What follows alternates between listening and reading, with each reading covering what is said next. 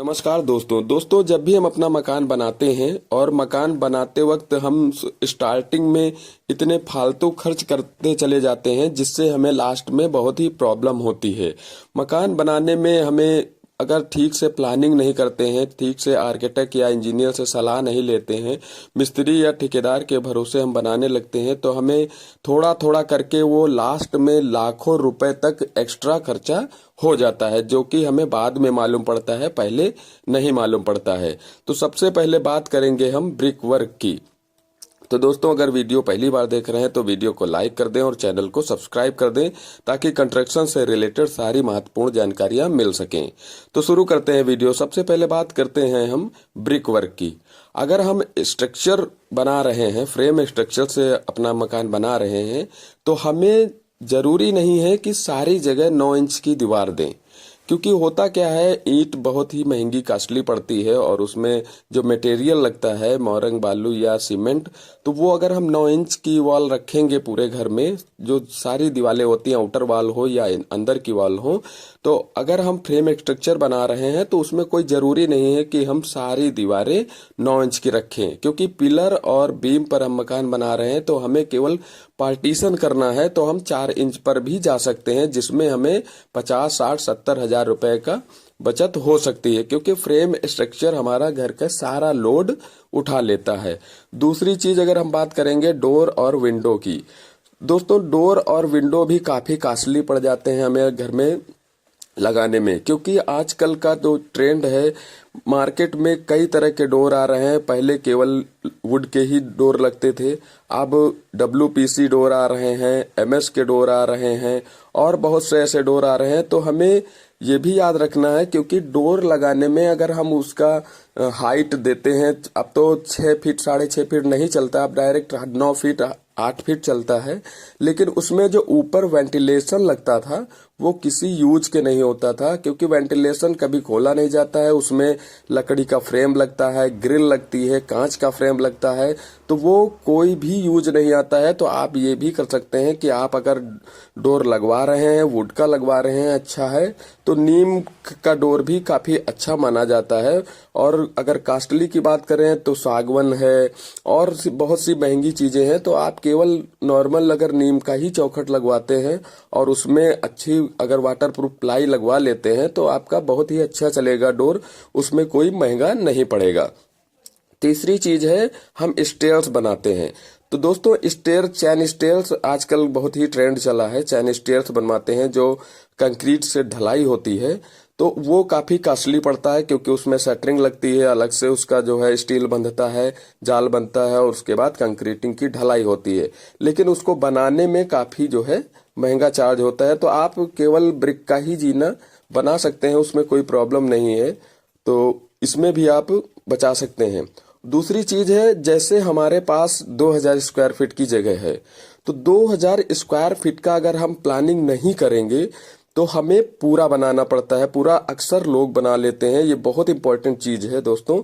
अगर 2000 square feet है तो हम उसको पूरा 2000 स्क्वायर फीट ना बनाकर 800, 900 या 1000 स्क्वायर फीट अगर बना लेंगे और डबल स्टोरी का बना लेंगे, तो दोस्तों हमें देखने में भी सोवर और सिंपल बहुत अच्छा लगेगा, लुकिंग उसकी आ जाएगी, क्योंकि डबल स्टोरी काफी अच्छी लगती है सिंगल स्टोरी के।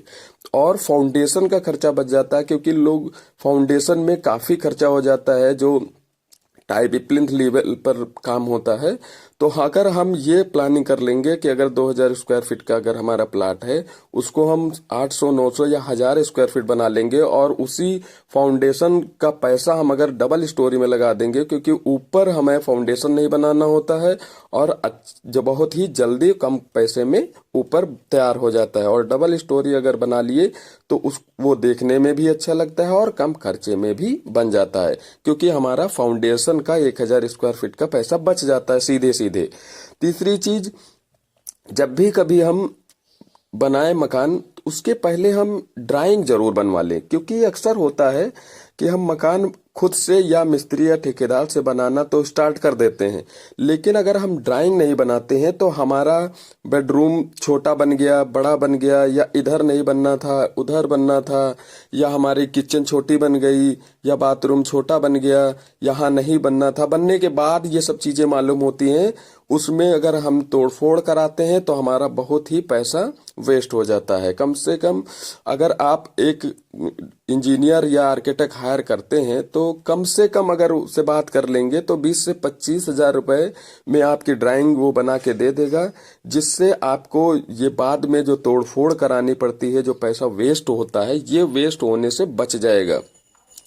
उसके बाद अगर आप टाइल्स घर में लगवाते हैं तो टाइल्स लगवा लेते हैं, और कोई ब्रांडेड बढ़िया महंगी टाइल्स लगाने की कोई जरूरत नहीं। मार्केट में बहुत ही ऐसी टाइल्स आ रही हैं जो लोग लगवा भी रहे हैं और काफी सुंदर दिखती हैं।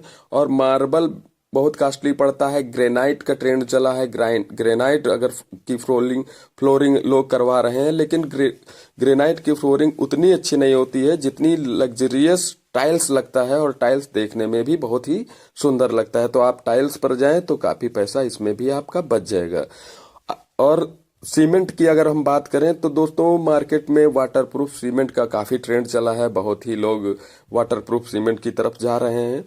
तो कोई जरूरी नहीं है आप वाटरप्रूफ सीमेंट ही लगवाएं, क्योंकि बहुत से ऐसे काम होते हैं जहां पर वाटरप्रूफ सीमेंट लगती है, और बहुत से ऐसे काम होते हैं जहां पे आप नॉर्मल सीमेंट का इस्तेमाल कर सकते हैं। कोई जरूरी नहीं है कि आप पूरे मकान में नीचे से लेके आप ऊपर तक काम खत्म होने तक वाटरप्रूफ सीमेंट का ही इस्तेमाल करें। कहीं कहीं पर आप वाटरप्रूफ का सीमेंट इस्तेमाल करें, बाकी हर सब जगह आप नॉर्मल सीमेंट या फिर वाटरप्रूफ केमिकल आता है उसको भी मिलाकर आप उसमें काम करवा सकते हैं। कोई जरूरी नहीं कि आप शुरू से लेकर अंत तक वाटरप्रूफ सीमेंट का ही इस्तेमाल करें। और मेन इम्पोर्टेंट चीज है कि जब हम सेप्टिक टैंक बनाते हैं तो सेप्टिक टैंक आप अपने हिसाब से ही बनवाएं, इतना बड़ा ना बनवाएं, क्योंकि सेप्टिक टैंक बनाने में सारी दीवारें 9 इंच की रखी जाती हैं, और उसमें भी काफी ईंट और मोरंग मसाला सीमेंट खर्चा होता है। तो सेप्टिक टैंक भी आप अपने हिसाब से ही बनवाएं, ज्यादा बड़ा ना बनवाएं। छोटा बनवा लेंगे, आजकल सफाई उसमें टैंकर से हो जाती है, कोई प्रॉब्लम नहीं होती है। पहले बनते थे काफी बड़े बड़े, तो उसमें बड़ा बनाने की कोई भी जरूरी नहीं है। आप उसको छोटा भी बनवा सकते हैं और वो सफाई भी ठीक तरह से हो जाती है, क्योंकि टैंकर से सफाई होती है, उसमें कोई दिक्कत नहीं आती है। और सबसे लास्ट चीज है एलिवेशन। एलिवेशन सिंपल बनाए, ज्यादा उसमें ना टिपिकल बनाए, क्योंकि एलिवेशन में काफी खर्चा हो जाता है। वो टाइल्स का काम होता है, उसमें टेक्सचर का काम होता है, उसमें पेंटिंग का काम होता है, तो वो काफी महंगा पड़ जाता है। अगर आप एलिवेशन ज्यादा टिपिकल बना लेते हैं तो आप ये ध्यान रखें कि एलिवेशन भी हमें सिंपल बनाना है, ज्यादा महंगा नहीं बनाना है। और आप अगर एलिवेशन ऊपर छज्जे पर रेलिंग बनवा रहे हैं तो रेलिंग भी आप ज्यादा महंगी कॉस्टली ना लगवाएं, क्योंकि आजकल स्टील रेलिंग बहुत ही ट्रेंड चल रहा है। तो आप लोहे की भी रेलिंग लगवा सकते हैं, ईंट की भी रेलिंग बनवा सकते हैं। तो कुछ इस तरह से आप अगर मकान बना रहे हैं और पहले से ही प्लानिंग कर लेते हैं तो काफी पैसे उसमें बचा सकते हैं। तो दोस्तों अगर वीडियो अच्छा लगे तो वीडियो को लाइक कर दें और चैनल को सब्सक्राइब कर दें। धन्यवाद।